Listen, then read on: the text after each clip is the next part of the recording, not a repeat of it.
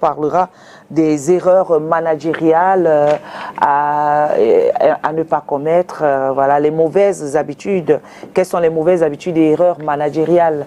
On parle de ça ce matin parce que la dernière fois, on parlait des erreurs à ne pas commettre. Voilà. Et on n'était pas allé, on n'avait pas juste parlé sur un pan, mais aujourd'hui on rentre maintenant dans les erreurs à ne pas, les erreurs managériales, les mauvaises habitudes surtout. On parle des mauvaises habitudes et erreurs managériales ce matin. Bonjour Francis et bienvenue. Bonjour Mireille, merci une fois de plus de me renouveler votre amitié. Hi Cathy. Hello, How are you? Francis. I'm good. I'm okay.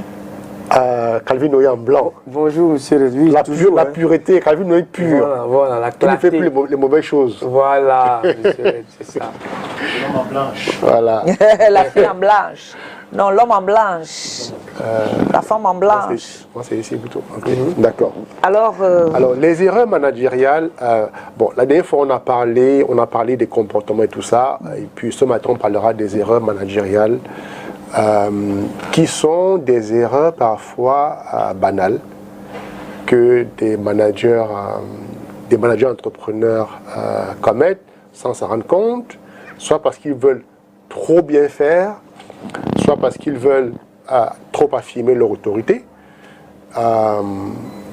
Et parfois ils ne savent même pas, s'en rendent même pas compte de la gravité de la situation, jusqu'à ce que leur boîte commence à avoir des problèmes. So a lot of entrepreneurs end up sometimes shutting down, closing down, not because they are bad per se, not because they have poor management skills, but just because they make some mistakes, which in the long run would definitely harm their business. So today we're looking at those mistakes.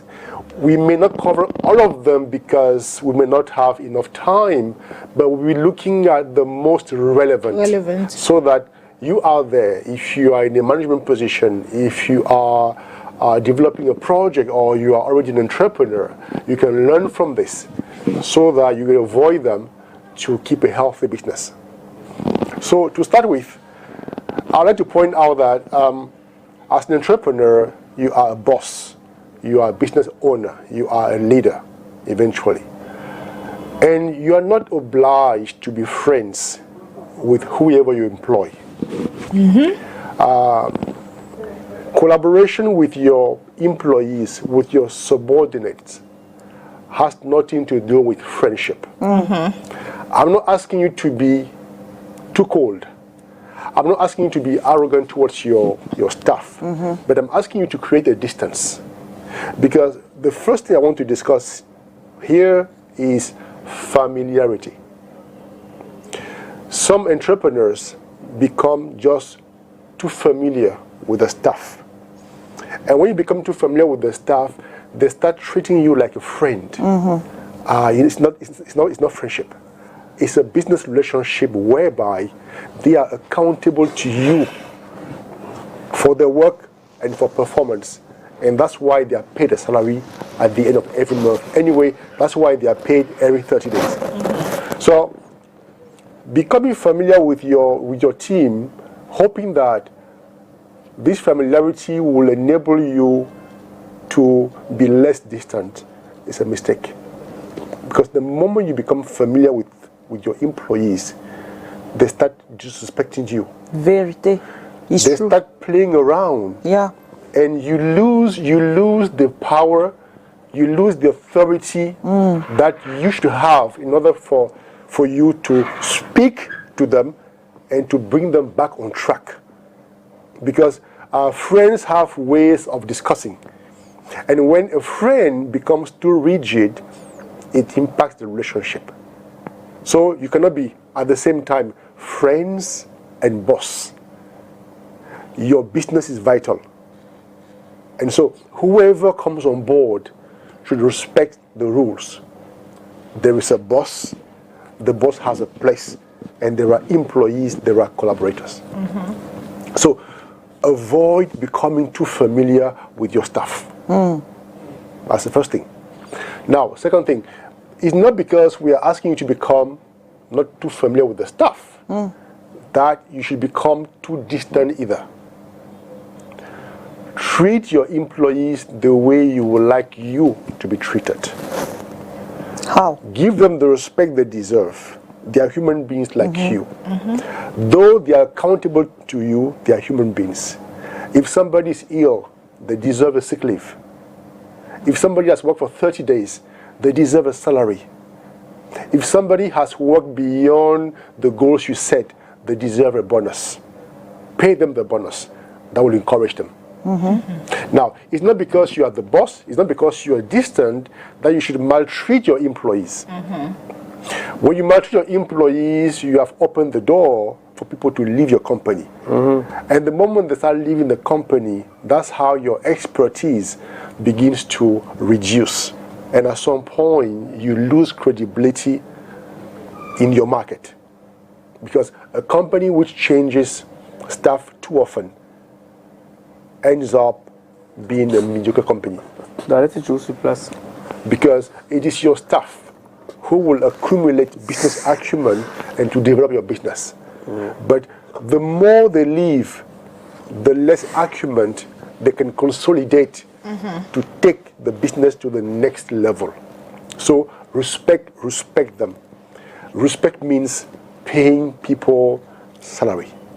Respect means offering them the bonus whenever they deserve it. Respect means not making friends with some employees and making others enemy. Make sure that you put people at the same level of respect. Yeah. Don't have people in the company who go around, get information, come and gossip to you. It's not good. This is a big mistake that a lot of managers make because they think they have control over the team by having spies around. These spies around don't respect you. Because just as much as these spies go around collect information to come and give to you, that's how they also go around collect information about you to give to other people. It is a double-edged sword. So try to be rigorous. Now, if you don't know about finance management, go on training. Go on training. Because a lot of problems that entrepreneurs face and which kill business is the lack of financial skills. You need to learn about financial skills. It's not an excuse. Whether your background is history, whether your background is anthropology, nobody cares. As long as you run a business, you must be financially illiterate. What is a balance sheet? What's the difference between your turnover and your profit? You must know that. When do I need to invest in a new venture? When do I need to consolidate my business? How do I expand? How do I expand my market share? Those things you must know. Because ignorance of those skills will definitely kill your business. You can't afford to manage people and not know about HR principles. You can't afford to manage people without having a strategic vision of your company. Now, whether you have a history background, anthropology background, whether you're a former communicator, the market needs a competent entrepreneur to run the business. So upgrading your skills is not an option, it is compulsory. So we have a lot of entrepreneurs who have this bad habit of not updating their skills and of relying solely on the intuition. Your intuition cannot run your business. I'm sorry to say that. You need knowledge to run business. You need skills to run business. So you must upgrade. Alors, autre chose qu'il faut souligner, c'est l'état d'esprit de l'entrepreneur. Voilà. Un entrepreneur paresseux va tuer son business. Un entrepreneur négligent va tuer son business. Parce que la médiocrité se nourrit de la paresse. Voilà. Le fait pour vous d'avoir des diplômes, par exemple, en ressources humaines, ne vous dispense pas d'apprendre la finance. Un entrepreneur, surtout dans notre environnement, doit avoir un minimum de connaissances en ressources humaines, en finance, en marketing, en stratégie, en vente. Ce n'est pas une option, c'est obligatoire. Parce que vous prendrez demain des décisions qui vont engager votre entreprise. Et même lorsque vous avez des conseillers à côté de vous, qui vous donnent des conseils, vous devez vous-même avoir un minimum de connaissances dans ce domaine-là. Alors, les entrepreneurs paresseux ne pensent pas à se mettre à jour. Ils se disent, je vais demander les conseils d'un ami, je vais demander les conseils de quelqu'un. Mais en général, la personne qui vous donne les conseils ne vit pas votre business de l'intérieur. Parce qu'il y a une différence. Parce que le conseil observe votre business de l'extérieur. Il n'est pas à l'intérieur. Mais vous êtes à l'intérieur de votre business. C'est vous qui sentez votre business. Le conseil vous donne un avis extérieur en fonction de ce qu'il a observé et de votre brief. Votre brief peut ne pas être assez précis. Donc, le conseil vous donnera son avis par rapport à votre brief et par rapport à ce qu'il aura observé. Mais vous avez la connaissance la plus intime de votre business. Vous avez le thermomètre de votre business, vous avez le baromètre de votre business. Et donc, quand vous avez certaines connaissances en finance, en stratégie, en marketing, en vente, en ressources humaines, vous êtes plus à même de prendre de bonnes décisions. Je n'ai pas dit que ce sera toujours automatique, mais vous êtes à même de prendre les bonnes décisions. Parce que les bonnes décisions vous permettent de faire avancer votre business. Oui. Tandis que les mauvaises décisions vous ralentissent et peuvent même finir par tuer carrément votre business. Aïe, aïe, aïe. Donc, la mise à jour est importante. La paresse n'est pas l'ami de l'entrepreneur qui veut avancer. Vous devez avoir des notions en ressources humaines. Aucune entreprise ne peut fonctionner sans les ressources humaines. Les ressources humaines, c'est la base. Parce que, bien que vous soyez intelligent, bien que vous soyez brillant, vous ne pouvez pas occuper tous les postes de votre entreprise. Et voilà. Donc, conséquence, vous avez besoin de collaborateurs. Et pour garder des collaborateurs, il faut un minimum de respect. Respect au niveau de leur personne, respect au niveau de vos procédures. Je répète, respect au niveau des procédures. Voilà. Une entreprise ne se gère pas comme une épicerie de quartier. Voilà. Ça veut dire qu'on ne peut pas arriver lundi matin, on dit Priscille, vous serez désormais dans tel bureau. Jacques, je vous envoie à tel bureau. Non. Il y a une procédure de nomination. Et même lorsque vous voulez changer des gens, il y a des procédures qu'il faut suivre. Lorsque un élément travaille bien pendant le mois, vous devez avoir des procédures pour le récompenser. Vous ne pouvez pas diriger votre entreprise uniquement sur vos humeurs. Vous ne pouvez pas diriger vos entreprises uniquement sur ce qu'on vous a dit, ce que vous avez entendu. Parce qu'il y a malheureusement des entreprises ici qui ne fleurissent pas parce que les managers se fondent sur le colportage, sur le commérage, sur la médisance pour pouvoir soit nommer, soit affecter, soit sanctionner. Ça veut dire qu'une telle entreprise n'a pas de process RH en place. Or, une entreprise qui n'a pas de process RH en place ne peut pas aller loin. Parce que les êtres humains veulent avoir la sécurité de l'emploi. Et ça passe par des procédures. Par exemple, on ne peut pas se lever un matin et on vient, on dit Daniel, vous m'énervez, prenez vos choses et allez au quartier. Je ne veux plus de vous dans mon entreprise. Oui, ça je parle de manière caricaturale, mais il y a des entreprises où on le fait. Ou parce que vous n'avez pas salué par exemple le boss, il décide de vous virer. Ou parce qu'une collaboratrice n'a pas accepté les avances d'un manager, alors elle est virée.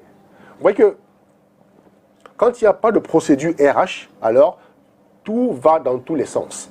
Et conséquence, il n'y a pas de sécurité de l'emploi. On doit pouvoir savoir pourquoi est-ce que je gagne tel salaire. Au bout de 2 ans de travail, quel est le salaire que je devrais par exemple avoir. Mais si mon salaire dépend du bon vouloir de mon boss, vous comprenez que je ne suis pas en sécurité. Et que je pourrais tôt ou tard m'en aller. Parce que le boss peut décider de tout. Mais il décide de tout alors que rien n'est écrit. Il n'y a pas de procédure. Donc, les process RH, et c'est souvent le tendon d'Achille des PME. La plupart des PME n'ont pas de process RH. Conséquence, les gens sont recrutés de manière arbitraire, virés de manière arbitraire, promus de manière arbitraire. À la fin, c'est l'arbitraire. Or, dans un environnement où il n'y a que l'arbitraire, vous comprenez que l'évolution peut être compliquée. Parce que on ne peut pas, de manière objective, se projeter. Et ça, c'est une erreur managériale assez grave. C'est pourquoi on demande que vous ayez une PME, une TPE de 5 personnes, une PME de 50 personnes ou bien de 200 personnes, ayez des process. Parce que le management moderne fonctionne sur la base des process. L'absence de process est une erreur managériale très grave.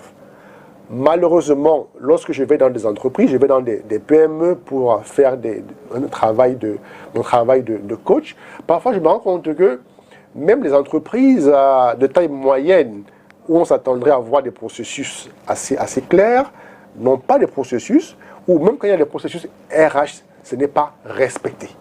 Parce que le boss peut décider à tout moment. La femme du boss peut débarquer et vous insulte. Si vous retorquez, elle vous fait virer.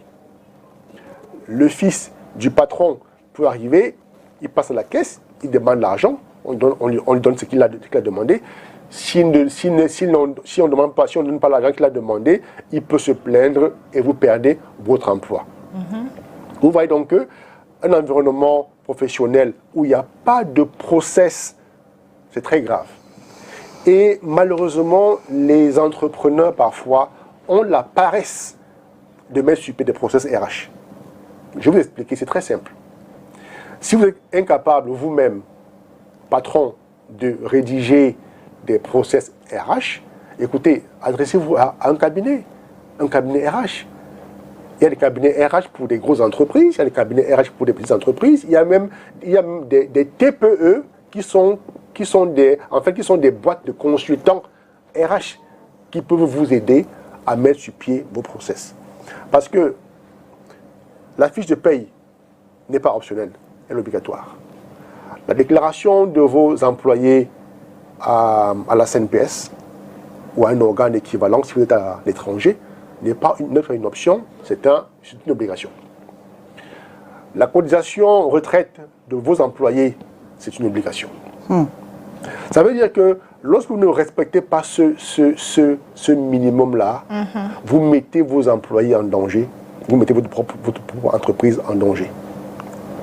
Donc, pour le résumer, vous devez, en tant que manager, vous mettre à jour en termes de connaissances, en termes de compétences professionnelles.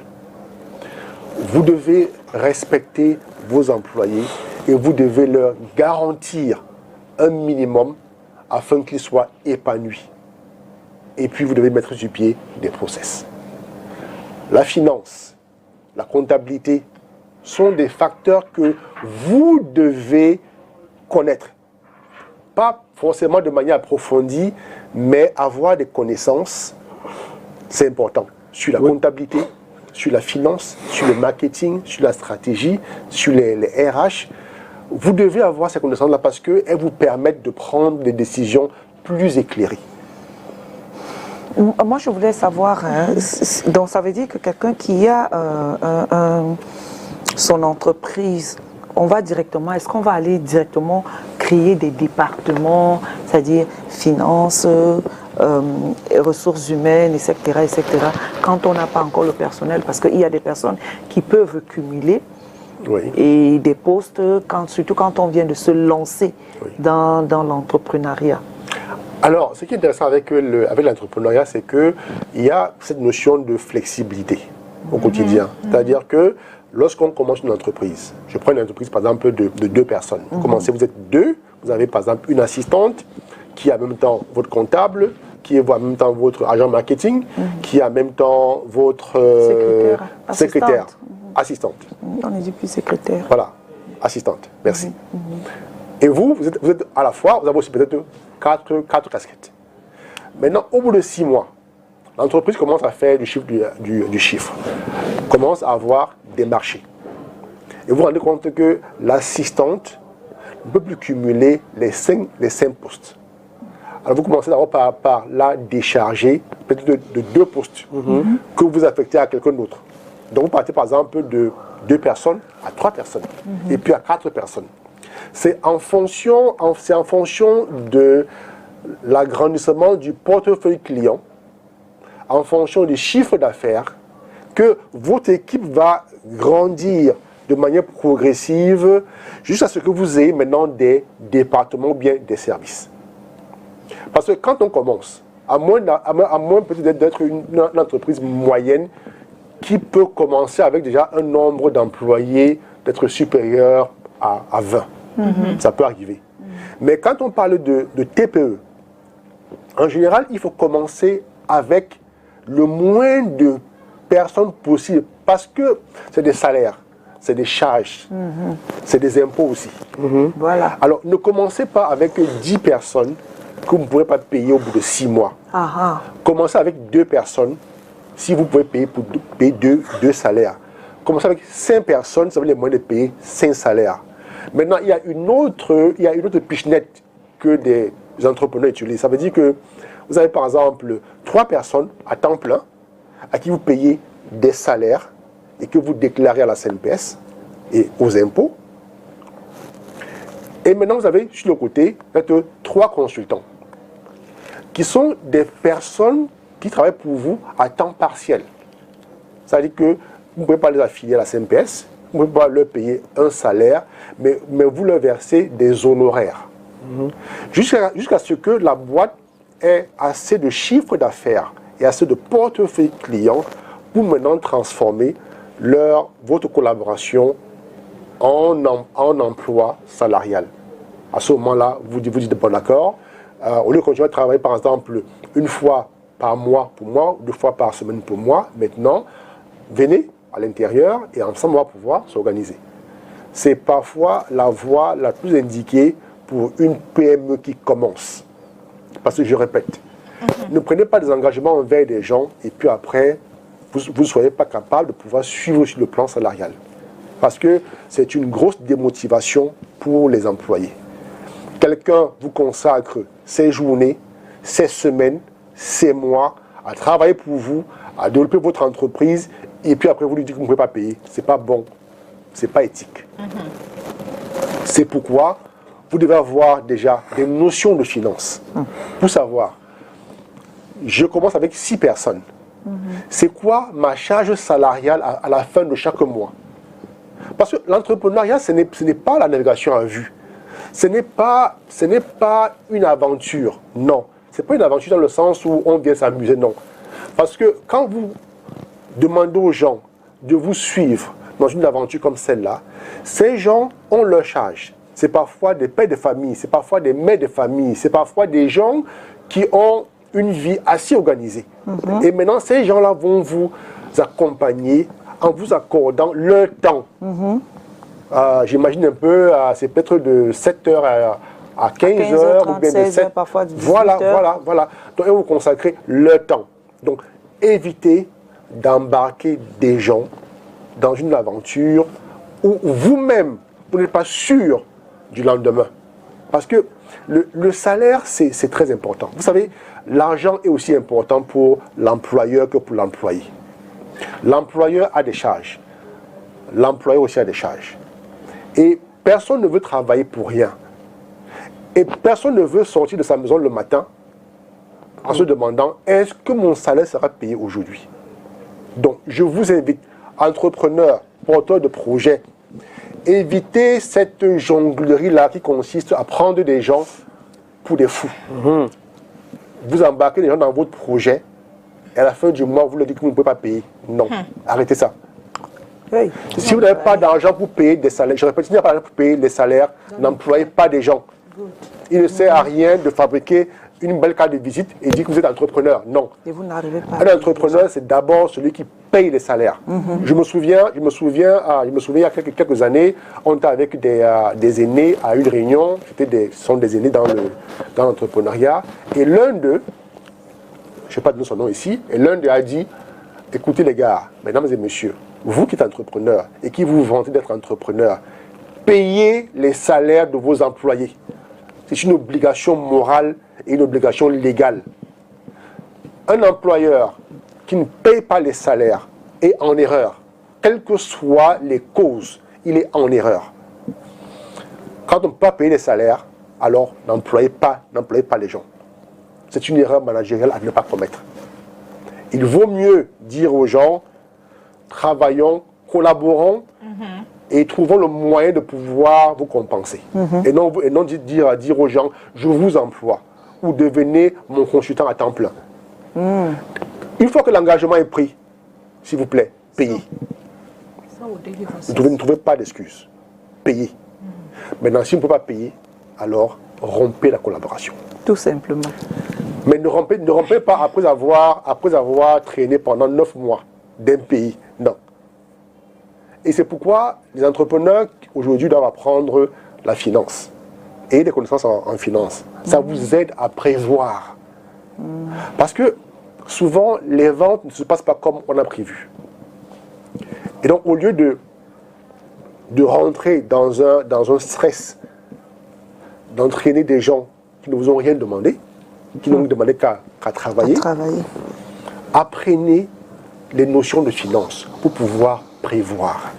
Quand vous prévoyez, vous savez à quelle hauteur vous engagez. Si vous pouvez vous engager pour 25 000 francs par mois pendant 6 mois, engagez-vous. Si vous pouvez vous engager pour 200 000 francs par mois pendant 1 an, engagez-vous. Mais n'engagez pas des gens pour 1 million et au bout de 6 mois, vous n'avez pas payé de salaire.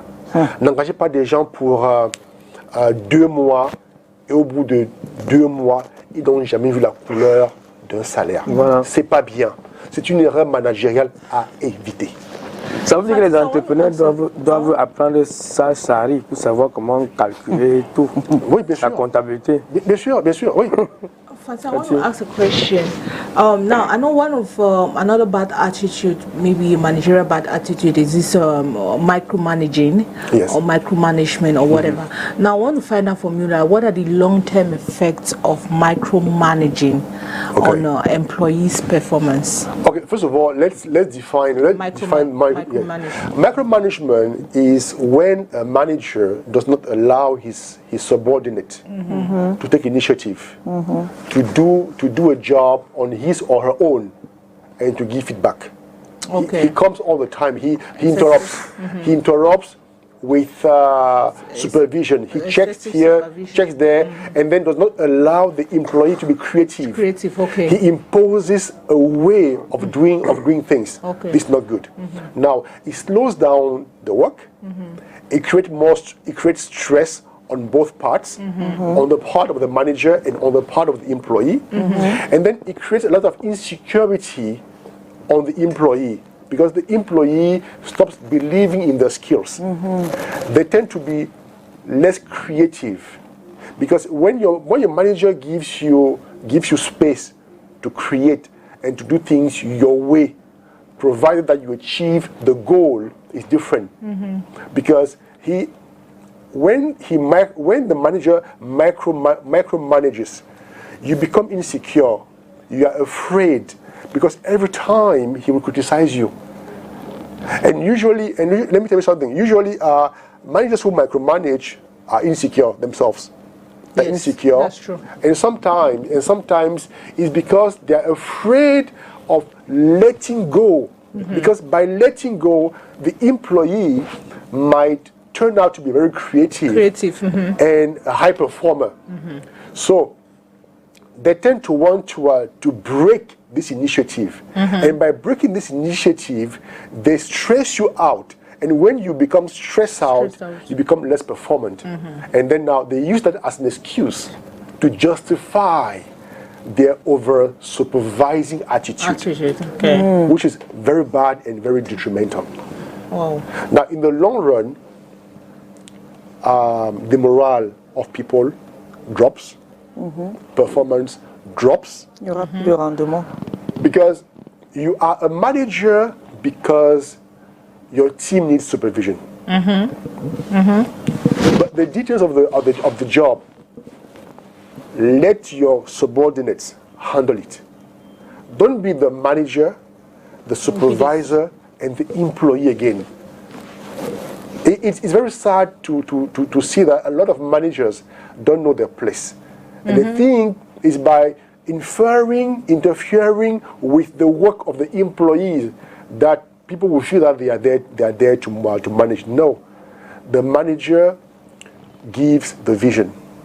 The manager sets the trajectory of the job, and expects results. Which means that once you've set the goal, the employee knows. He knows the goal. The goal already. So now he becomes creative in terms of how do I go about this? And how do I achieve the goal? And how do I achieve the goal? And you should be waiting for him to come maybe and complain about not being able to do the job for you to step in. But Francis, do you know that there are some managers that I don't know, it's so difficult, they have this listening issue. Like, they don't listen to their employees at all. It's so difficult for, you're working in a company where you have a manager who does not like, you even have some setbacks or some challenges, and maybe in the domain or a project have been given to you, you have some challenges there, but when you go and meet your manager to even talk to your manager, they don't give you that listening ear. Now, how can these managers, how can they work on listening aspect, listening, communicate with their employees as well? It takes a humble man to listen. If you're not humble, you can't listen, because you believe that you know it all, but you don't know it all. If you knew it all, you wouldn't be on earth, because all the brilliant minds are not on earth. They're in heaven. They are angels, because they know so much that they are close to God. But if you're here, it means you don't know it all. So be humble. And then the manager's performance is based on his employees' performance. So if employees don't perform well, the manager will not perform well. So you're there to supervise. Supervising means equipping your people, providing them with the support they need to perform. So how do you provide them with support if you don't listen to them? Listen to them. So listen to them, identify the problems, and then now offer them support. If you don't offer them support, they may not perform to standards, one. And two, nobody is stupid. No employee is stupid. Every employee is intelligent, provided the manager treats them fairly. And listen to them as well. If you don't listen to your employee, it's like at home. It's like at home. Some, excuse me for this example, some husbands complaining of having stupid wives. But when you go and talk to the wife, you find out that it's just a communication problem. That she's not stupid. It's just that the husband believes so much that he knows it all. And so he stifles the wife from speaking up. But the moment the wife opens up to somebody else, people realize that she was not stupid. So let's bring it back to the work environment. So usually no employee is stupid, because if they were stupid, nobody would have given them the chance to work. No company employs stupid people. Every company employs people because they are brilliant. So during the interview stage, the panel was able to realize that the person has potential. But now, how come that when the person is put in a team, all of a sudden, the manager finds the person stupid. Usually it's because the manager may be biased towards the person. And when you have a bias towards a person, it's difficult for you to be honest, to be objective. So it takes a humble person to listen. So if you listen to me, you're a manager, and you have issues of listening. It means that you're not humble. Qu'est-ce qu'on entend même d'abord par humilité? Bon, bref, on revient parce qu'on va retrouver le Vox Pop aujourd'hui sur les erreurs managériales à éviter. Thierry Onde et Dieudonné Niassa étaient là-bas pour nous.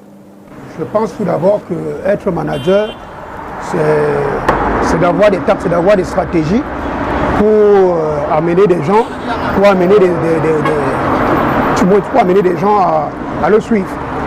Et qu'en réalité, on a comme impression que les managers commettent généralement des erreurs, soit parce qu'ils n'ont pas reçu une bonne éducation, soit parce qu'ils n'ont pas reçu une formation, soit aussi parce qu'ils veulent faire primer leur leadership. Et c'est la raison pour laquelle ils perdent parfois leur aura, ils perdent parfois leur qualité de manager. Donc en réalité, pour moi, ce sont ces défauts-là qui font à ce que des managers manquent de suivi. Je crois que c'est-à-dire le favoritisme, et peut-être je ne m'explique pas bien le favoritisme, c'est-à-dire trouver la personne qui n'est pas à sa place. Oui. C'est-à-dire tu trouves les employés parce que on vous a recommandé, ou bien c'est parce que c'est un frère, ou bien c'est de la famille, c'est un peu ça. Je crois que c'est des erreurs managériales qui peuvent beaucoup condamner. Et erreurs managériales, encore, je peux parler de cette part.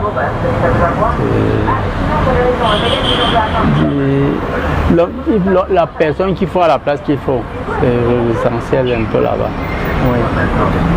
Donc les personnes formées, quand on travaille sur le tas, on peut forcément tomber sur avoir des erreurs qui peuvent nuire à l'avancement de l'entreprise. Selon moi je vais parler de mon cas concernant les entreprises familiales. Le premier problème, c'est au niveau du recrutement, parce que la force d'une entreprise, c'est la ressource humaine. Et le recrutement se fait beaucoup plus de façon... ça se fait dans la famille, quoi. C'est fait qu'on ne tient pas compte des compétences. Est-ce que la personne peut vraiment... comment je peux dire ça? La personne peut faire le travail pour lequel on l'embauche. Pour moi, c'est la clé. Parce que dès que dans une entreprise, vous avez le personnel qu'il faut, à la place qu'il faut, vous mettez les ressources qu'il faut pour que chacun puisse donner le meilleur de lui, le reste va suivre. Je pense que les erreurs managériales que je peux citer, il y a le non-paiement des salaires, le retard de paiement des salaires, et le 3, la gestion du personnel. Pour ne citer que cela.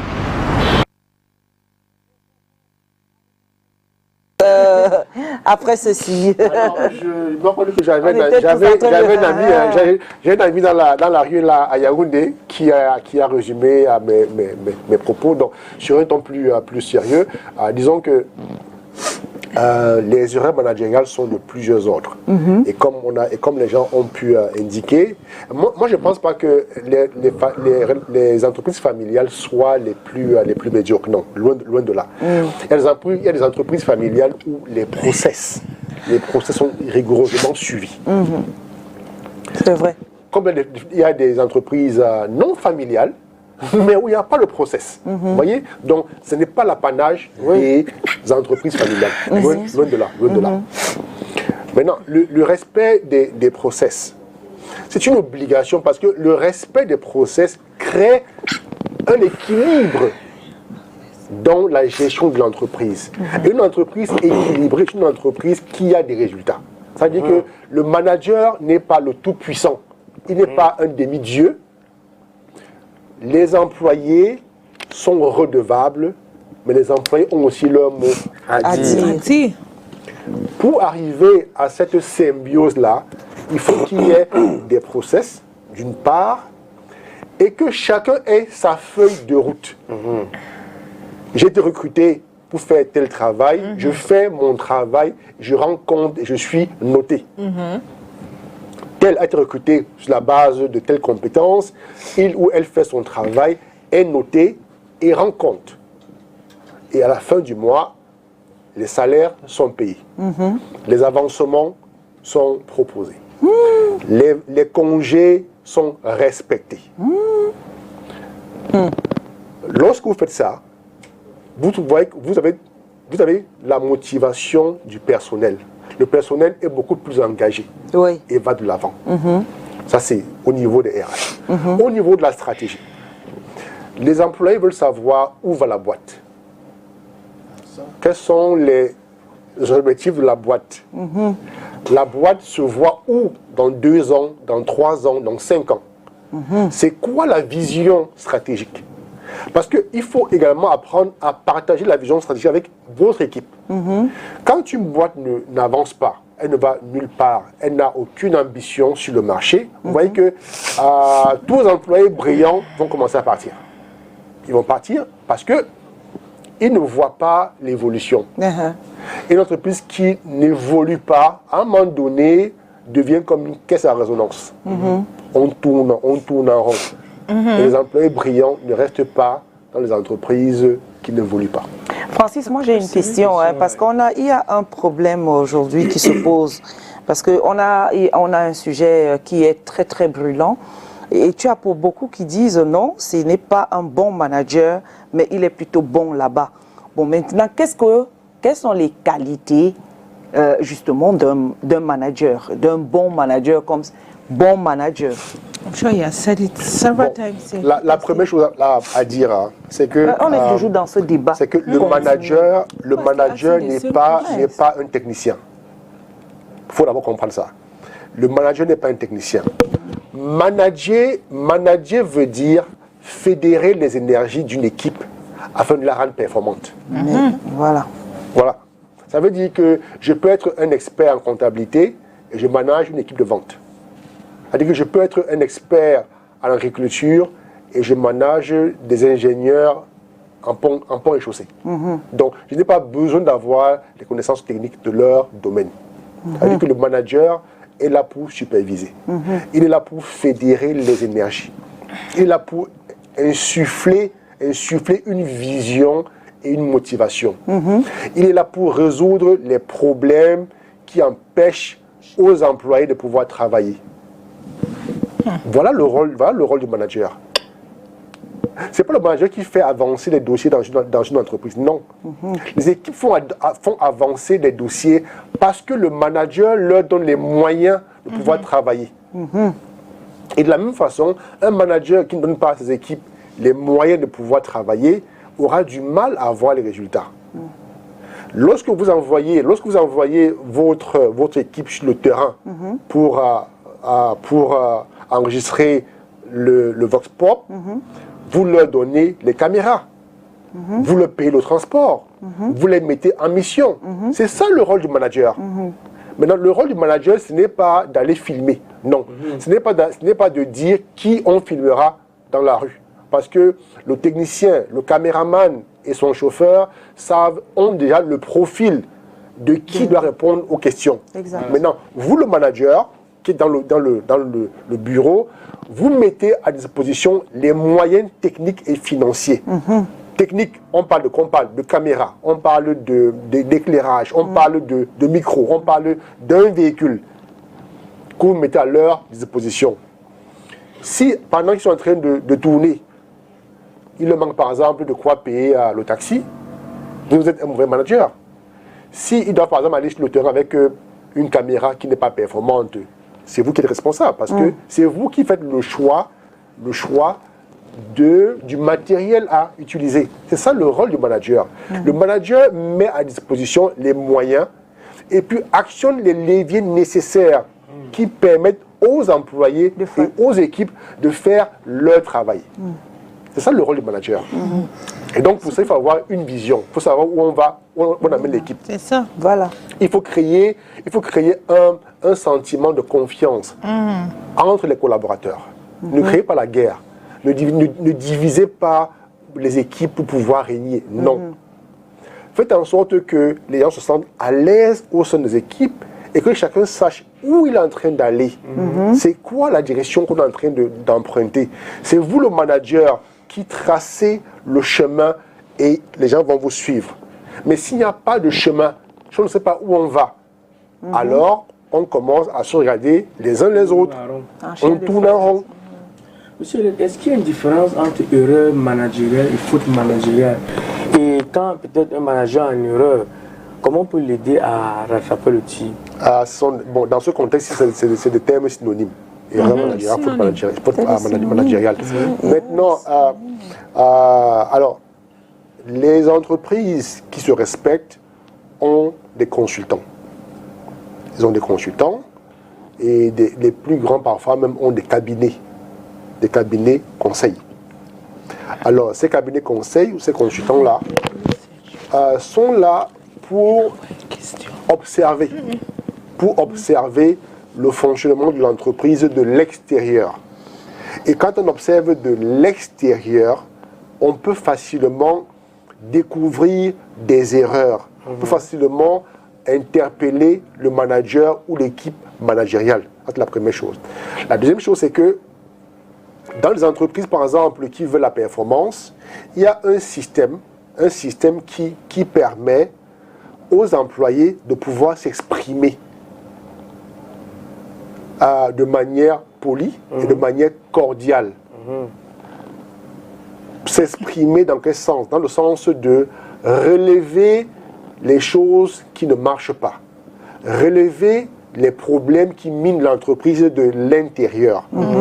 Maintenant, les managers vont donc, à un moment donné, peut-être tous les mois ou tous les 3 mois, peut-être par trimestre, récupérer ces observations-là, ces feedbacks-là, pouvoir les traiter afin de pouvoir prendre conscience de ce qui leur est reproché.